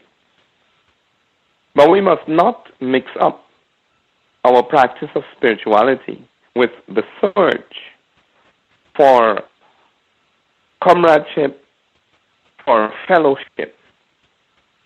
Of course, some of us will need fellowship. It is important to know that there are other people out there who are doing the same thing that we are doing, or even that we could gather in the same place at the same time to do that same thing. That's fine. And we should organize to do it. We must not allow our problems to define us. We've got to define our problems as the first step to finding the solution. So my other part of my answer would be that in your situation, you need to look for other people who feel as you do and begin to practice your spirituality. And don't believe that you have to have somebody who is very well educated, who has read all the books and knows all the rituals before you could start. Remember that there was a time when nobody knew all the rituals or most of them. And this is a time when we are busy rediscovering ourselves and re-educating ourselves about ourselves. So go in search, find like-minded people, make bonds, and move forward. I hope I've answered your question, my brother. Thank you very much, sir. Let's see, we should have time to get in one other question. S. Dot, did you have a question for Dr. Nehusi? Your line should be open. Good evening, sir. Good evening, Gus, to the other callers. Thanks for taking the call. Just in follow-up to what you were just expounding upon, I encounter a number of people these days who attempt to, I guess the best way to describe it would be to Africanize their Christianity or their Islamic faith perspective, whereas they attempt to say that certain characters within these particular scriptures were actually people of African descent and things of this nature. And this seems to be an overwhelming pushback that I get from a lot of individuals, and also I also get from some other individuals the pushback that they seem to look at African spirituality as being voodoo, meaning something negative from a Western perspective. How would one go about dealing with that sort of pushback from individuals on a day-to-day basis? Well, there are two things, and I must thank you for your question, brother. There are two things there. One is what you do, and the other one is how you do it. Remember, in everything we do, methodology is very important. We've got to know how to do what we want to do. And how you engage with people is very important. Now, I'm not saying that you have engaged with them incorrectly. But one of the things we should remember is that when many people are ensconced, are deeply, intimately involved in any religion, they feel very threatened when you tell them something that exposes the shortcomings of what they believe in. And very often, their fear of the unknown makes them push back, makes them recoil. So sometimes it's important to lead people away from wrong things by degrees. Everybody has their own pace that they will go at. And you need to find that person's pace. You also need to find the person's buttons, what they're going to respond to. But let me just say that we've got to be able to show people that you really cannot achieve salvation, spirituality, fulfillment from a tattered, battered garment. You know, we could spend a long time talking about these doctrines, not only how they've been used in the most ungodly fashion, but also within them, the lies, the misrepresentations, the racisms within them. And on the other hand, we've got to recognize that calling African spiritual system voodoo and attaching a negative value to voodoo is exactly what we've been talking about: white, racist, global domination. Now, people label these African possessions in a negative way for a reason. Do you think that if most Africans, even if a quarter of us, really understood who we are and were really practicing our culture, this place would have been how it is? The answer to that is a big no. White people may be evil, but they're not stupid. They understand if they confuse us, if they destabilize us, if they impose mental enslavement upon us, make us disconnected from our history and our culture, they will rule us eternally. So what do? They say, you've never had a history. Hegel says this. Some of the most so-called respected white scholars, they engage in this racist nonsense, trying to say that Africans never had a history. They will say the same thing about religion. You know, and we've got to be able to logically explore their racist myths. Now, here is something. When Africans burn incense and light candles in spiritual pursuits, we hear it's a bad thing. But you go to any Catholic church, especially, but most churches, what are they doing? They're burning incense. They light candles. So when they do the same thing, it's good. They're praising God. When we do it, we're working obia or some nonsense like that. We're told that we're idol worshippers. We bow down to wood and stone. Well, what are those crosses made out of in the so-called Christian churches? We're told that Africans are cannibals. Yet every Sunday, many Africans stream to churches to drink the blood of Jesus and eat his body.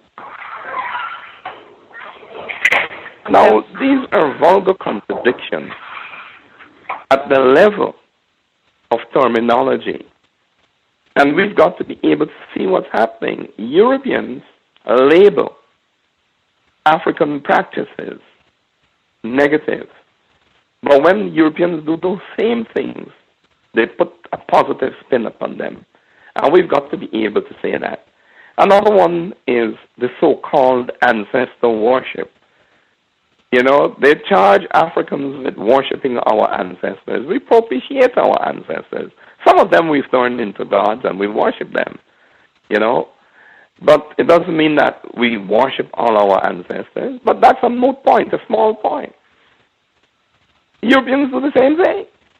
Who is Peter? Who is John? Who is Mary? Who is Jesus? These are all human beings who work on earth, and we go to church every Sunday, some of us, and we worship them. And we don't realize that very often we just don't only worship ancestors, we worship the ancestors of people who did the greatest wrongs to us, and we feel comfortable with that. So we've got to be able to expose these contradictions, and we've got to understand them for ourselves. And we must not be afraid of walking a lone path. We must not be afraid of being in the minority. We must always be afraid of being wrong. That's why we must have an eternal search for the truth. And when we find them, we must own them and guard them and use them to take us forward. I hope I answered your question. Absolutely. I thought that was really constructive, and thank you. I appreciate it. Well, thanks for asking me that question and making me think. We're at the end. I thought she was one of the first people that dialed in. I just wanted to double check and see if she had a quick question before we wrap things up. 1804. Oh yeah, go ahead, my goodness. Hang on. Yeah, I just wanted to encourage folks to pick up people who say things like, "Well, is it voodoo?" Blah blah. Pick up the book Mojo Workin by Katrina Hazard-Donald, who explains how Africans, descendants of Africans, Afro-descendants in this part of the world, have had their own quote-unquote voodoo, which was called hoodoo or conjure, and that it was essentially the strength of white supremacy in this part of the world which made that disappear. And what she does is she retraces for southern descended African Americans how remnants of that religion, which of course is an African traditional religion too, have been maintained within the various Baptist / Christian religions that southern descended African Americans practice today. So the name of the book, it's an amazing book because it links African American hoodoo to voodoo, to Santeria, to Palo, to all of the religions that people of African descent used all over the Caribbean and in Haiti specifically in order to free themselves from slavery. One of the reasons why, excuse me?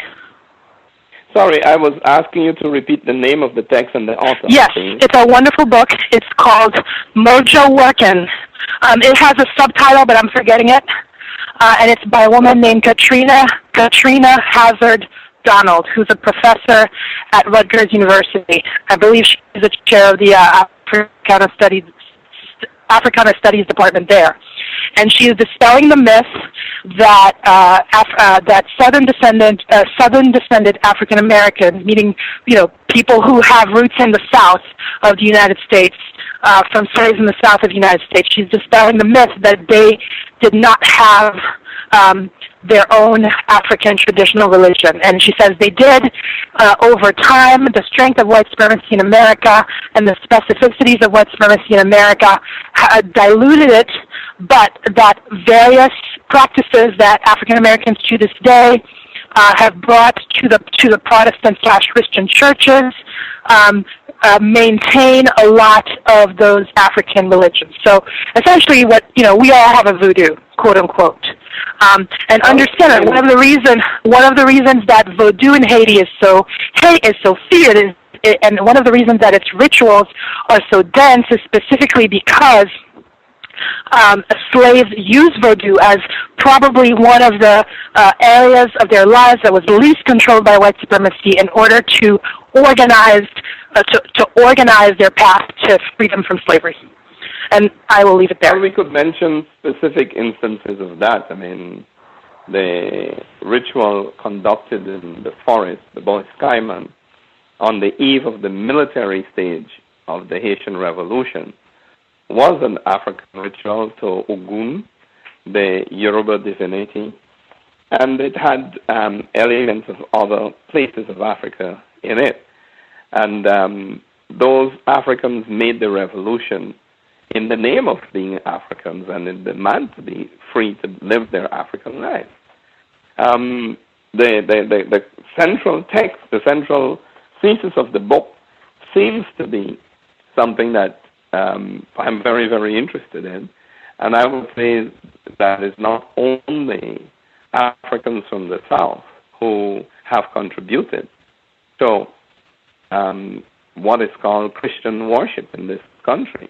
Although that's a very distinctive part of the contribution, we must remember that most of Christianity comes out of Africa by way of ancient Egypt. You know, if you look in the book of Going Forth by Day, the so-called Egyptian Book of the Dead, for example, chapter 125, you're going to find where the Ten Commandments come from. You know, and there are many, many other instances of that.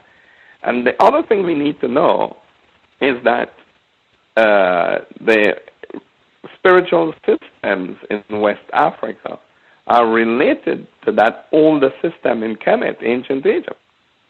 So all of these things are linked up, and they express themselves differently in different places.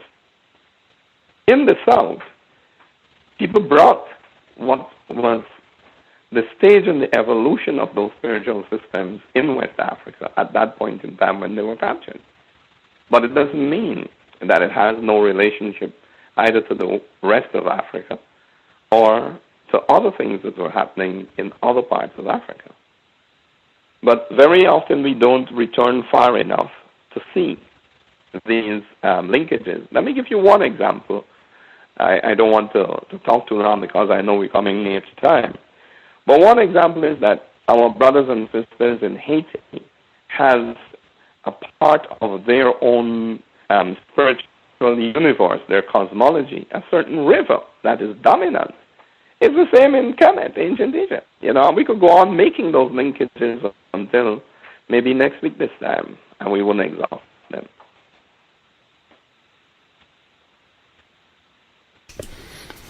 Context of White Supremacy. Again, our guest, Dr. Kimani Nehusi. Real pleasure to have you on the program. Hopefully we can get you back on the program again. Cynical African, I know he's a big fan of your work. I don't know if he was able to listen in live or if he'll catch the archives, but I'm sure he will be appreciative that we were able to get you on the broadcast, and if we can get you back. Who's that, my brother? Cynical African. He's a black male in Canada. He operates a website just pointing out a lot of the sexual deviance that white people engage in. I know Dr. Mwalimu Baruti, he's a black male. He has an independent African school in Georgia, and he wrote The Sex Imperative, where he talks a lot about how racist man, racist woman, racist child, they use sexual perversions to control and further terrorize us black people worldwide. But yeah, he has a website where he focuses on that, cynicalafrican.com, and he was the one who wanted to have you on the program. So hopefully it was constructive if he's able to listen to it. And again, yeah, it would be great to have you back on the broadcast to continue the dialogue and to see if other folks, if they have more questions, if you'd be willing to share a bit more of your time with us. Yeah, well, anytime we could see how we could make this possible. I'm not averse to it at all. Outstanding. Thoroughly enjoyed it. I would encourage folks as well, check out if you want to get a visual. 500 years later, Dr. Welsing is in that documentary film as well, which touches on a lot of what we've been discussing here this evening. Real pleasure to have you on the program. I hope you have safe and informative travels while you're here, and safe trip back to the UK whenever you make your voyage. Thank you so much for sharing a bit of your Tuesday evening with us, and we will definitely be in touch with you soon, Dr. Nehusi. Okay, I shall look forward to that, and let me just say that it was a real pleasure sharing with you. Please encourage listeners to visit the website AfricanHolocaust.com. You mentioned it before. And let's see where we go. We've got to continue growing, sharing, and increasing in strength and wisdom. Absolutely. AfricanHolocaust.com, the website. Yep. AfricanHolocaust.com. Check it out. Articles by Dr. Nehusi and other folks, all related to racism, white supremacy. That's, I think, Cynical African. He said he also got some of your material there as well. So www.africanholocaust. Oh, he has .net. Sorry about that. AfricanHolocaust.net. AfricanHolocaust.net to check out more information. Yes, sir. Okay. Yes, indeed. I will be in touch, and we'll look forward to having you back on the broadcast as soon as possible. I hope you enjoy the rest of your evening, Dr. Nehusi. Thank you very much, sir. Take care, sir. Bye-bye for now. Context of White Supremacy. The website again, www.africanholocaust.net. It's African with a C. African with a C. www.africanholocaust.net. And you can get one of the articles that Dr. Nehusi has written there, Mental Enslavement, Unlocking the Chains of Mental Slavery. He also has the trailer for 500 Years Later there as well, but you can check out his report. Solid information and other material on the website as well. Lots of good stuff. One of the links there is even African Code. Lots of good stuff. Check it out. They even have material on the quote-unquote gay rights movement as well for folks who are interested in studying what that's all about. We will be back tomorrow. We will be back at 8 p.m. same time, 8 p.m. Eastern, 5 p.m. Pacific. This will be Amy Willens. 1804 is, I won't say a fan, but she has studied her work. Amy Willens is a suspected racist white woman. She has, according to her own record, she has lost count of how many times she has gone down to Haiti to study the natives, the black people, standard racist operating procedure. We'll be discussing her book, Farewell, Fred Voodoo. It was published just a couple weeks ago. It is trifling, if I had to use one word to describe it. Trifling. Looking forward to having her on the program tomorrow evening, 8 p.m. Eastern, 5 p.m. Pacific. I'm always pleased about having white people on the program. They are the problem. Questions ready. Be paying attention. Have your thinking caps on for Wednesday evening, 8 p.m. Eastern, 5 p.m. Pacific. We will be back for 2 programs on Friday. We should have Seed Planner and Sister Delisha on the program, giving their views on racism, white supremacy. We also are still doing the book club. This Friday will be the concluding session on Melba Patilla Beal's Warriors Don't Cry.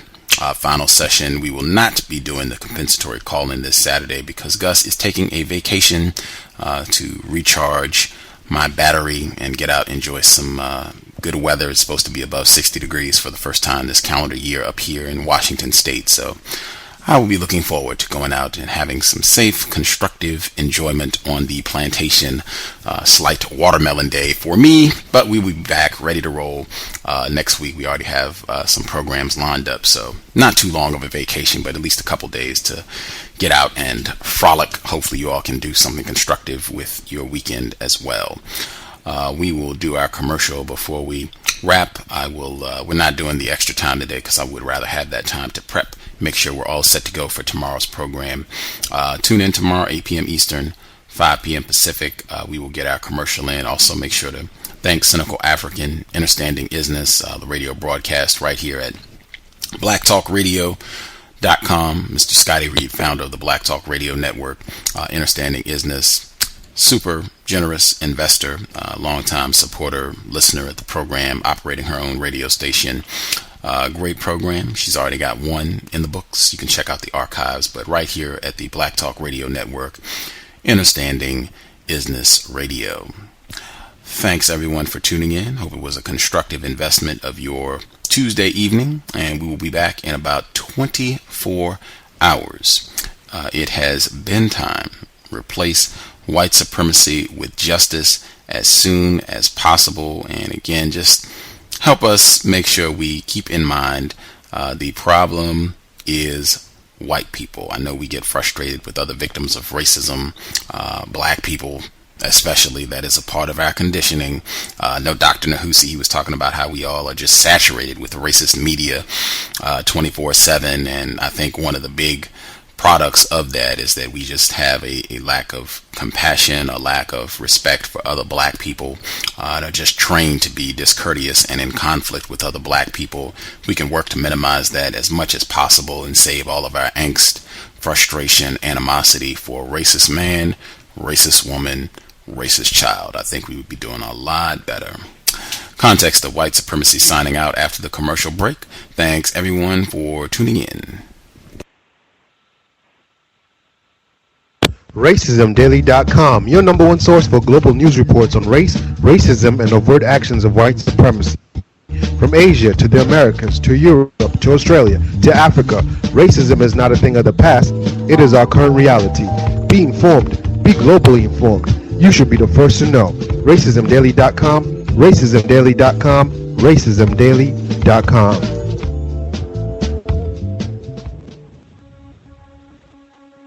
Is racism hurting you? On issues of race, are you unable to speak, think, and act with clarity and confidence? Are you tired of laughing when nothing is funny, smiling when you are not happy, agreeing when you really disagree?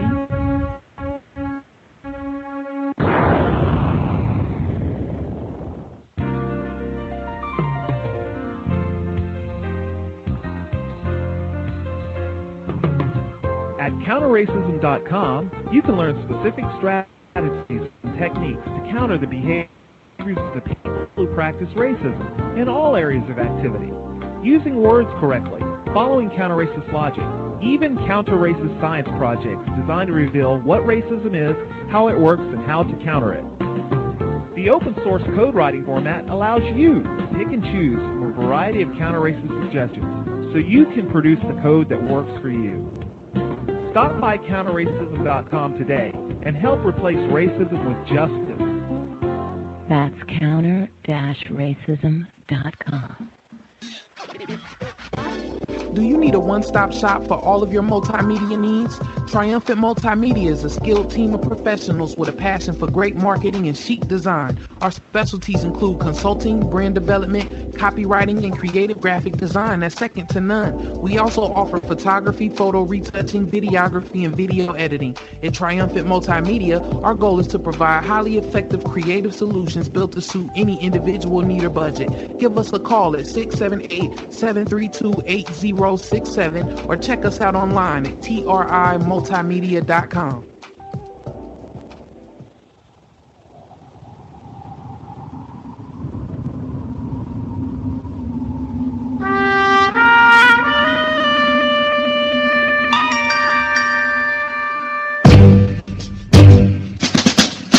Hi everyone, welcome. This is Justice with the C.O.W.S radio program. If you want to learn about, understand, and counter racism, white supremacy, be sure not to miss a C.O.W.S episode. We keep them jammed, packed with constructive information to sharpen your use of words to help eliminate the system of racism, white supremacy, ASAP. Also, to be able to invest in my counter-racist efforts, co-hosting the C.O.W.S radio program, please visit my blog, justdojustice.blogspot.com.